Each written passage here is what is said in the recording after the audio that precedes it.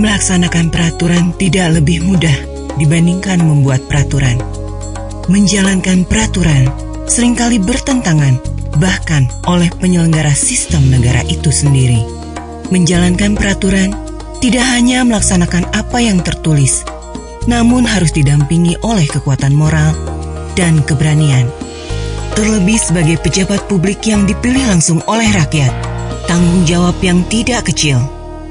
Namun harus tetap ditegakkan, apapun rintangannya. Bukan karena rakyat saja yang berharap, tapi hati nurani yang meminta pertanggungjawabannya. Karena ini menyangkut etika publik.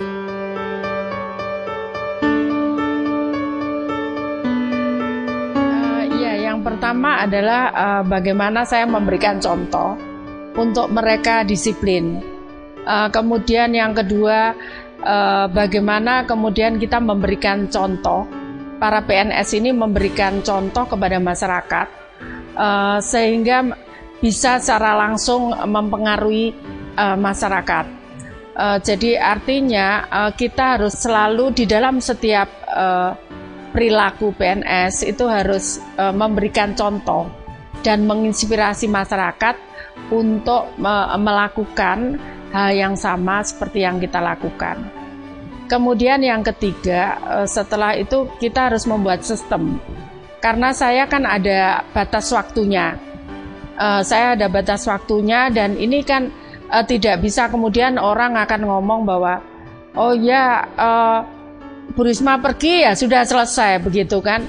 Tidak bisa, karena itu harus dibuat sistem di mana dengan aturan-aturan yang ada sekarang itu memungkinkan untuk dilakukan. Selama ini masyarakat mengeluh soal birokrasi yang rumit, birokrasi yang itu, maka kemudian kita membuat sistem yang bisa mematahkan, memangkas birokrasi itu sehingga waktunya lebih efisien, lebih transparan dan sebagainya, yaitu menggunakan teknologi informasi. Kemudian yang keempat adalah mengajarkan bahwa mau tidak mau seorang PNS itu bukan amtenar lagi. Sesuai dengan sumpah kita adalah pelayan masyarakat atau abdi masyarakat. Artinya kita harus melayani, bukan kita minta dilayani. Itu yang saya tanamkan kepada PNS. Kemudian juga bahwa PNS itu harus memahami aturan-aturan. Karena kalau kita tidak memahami aturan, maka kita akan terjebak kepada masalah-masalah hukum. Kemudian yang ketiga, mau atau tidak mau PNS itu harus mengerti tentang administrasi. Jadi ada standar-standar administrasi yang harus kita penuhi. Itu harus belajar, karena kalau kita tidak memahami itu, maka kita akan ada masalah kelak di kemudian hari gitu.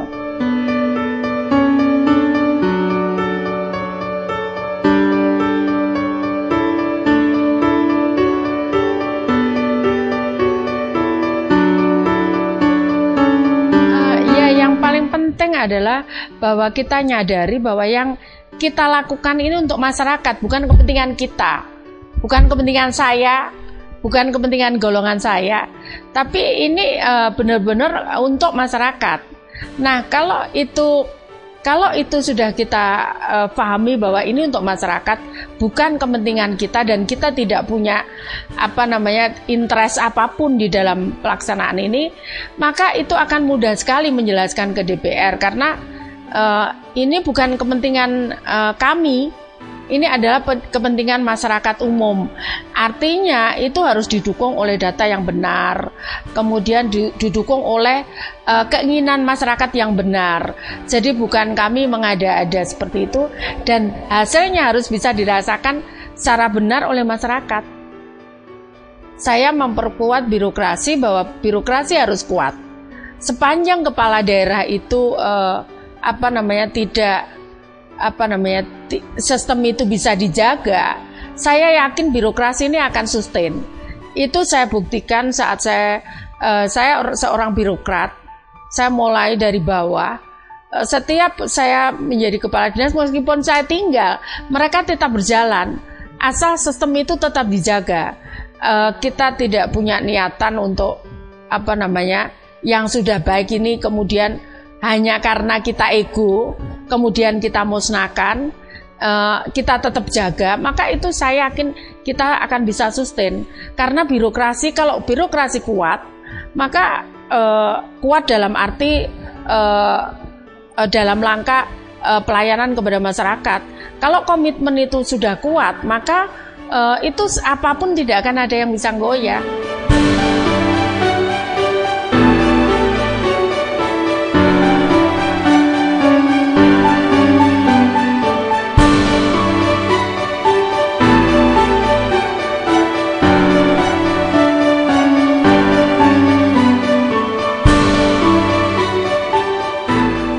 Jadi tidak bisa suatu kota atau suatu tanah, air itu tidak bisa dieksploitasi karena itu adalah sesuatu yang tidak diciptakan Tuhan kembali. Karena itu kita sebagai manusia, terutama kita sebagai pejabat, kita harus bisa memanage sesuatu produk yang sudah diciptakan Tuhan, itu kita rawat sehingga sampai dunia kiamat ini harus kita jaga terus. Nah, yang kita lakukan di Surabaya adalah bagaimana kita melakukan pembangunan ini bersahabat dengan alam, dan selalu khawatir gitu, beberapa kepala daerah khawatir kalau kita dengan alam bagaimana, kita ekonominya tidak bisa tumbuh. Itu kami buktikan di Surabaya bahwa ekonomi di Surabaya relatif tinggi, justru naik kami di atas pertumbuhan ekonomi nasional dan di atas pertumbuhan ekonomi Jawa Timur. Kemudian apakah kemudian inflasi juga? Kita bisa mencegah inflasi itu. Inflasi kita Surabaya ini setiap bulannya tuh kita lihat kita selalu di bawah kota-kota besar di Indonesia. Jadi artinya apa? Ini mematahkan bahwa seolah-olah kalau kita menyatu dengan alam atau kita mempreserve alam atau kita memaintain alam, kemudian ekonomi kita jatuh. Itu ternyata enggak gitu. Itu yang kita buktikan di Surabaya.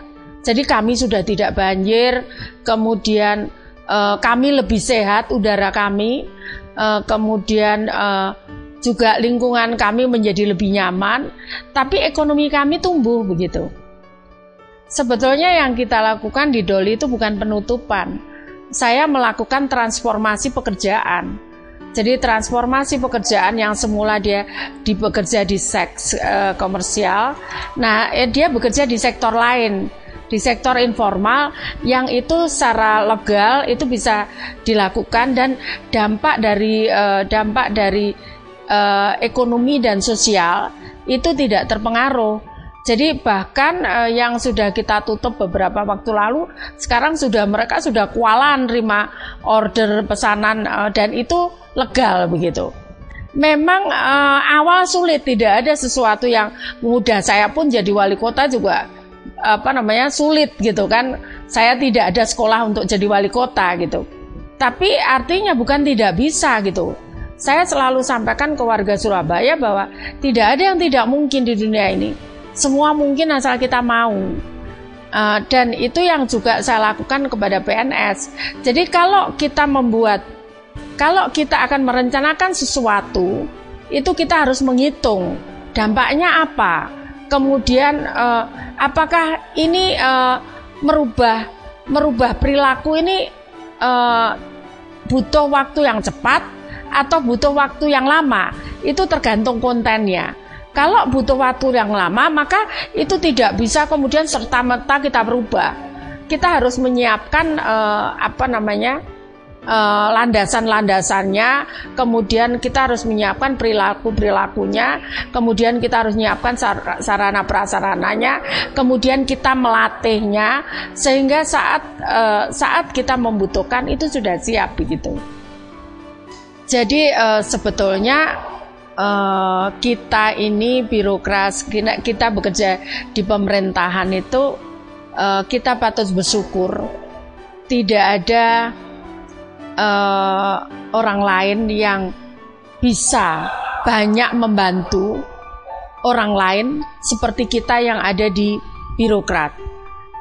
Kalau kita bisa menjaga betul, maka takdir Tuhan yang menetapkan kita menjadi seorang birokrat itu kita harus patut berbangga, karena tidak semua orang bisa diberikan Tuhan kelebihan itu.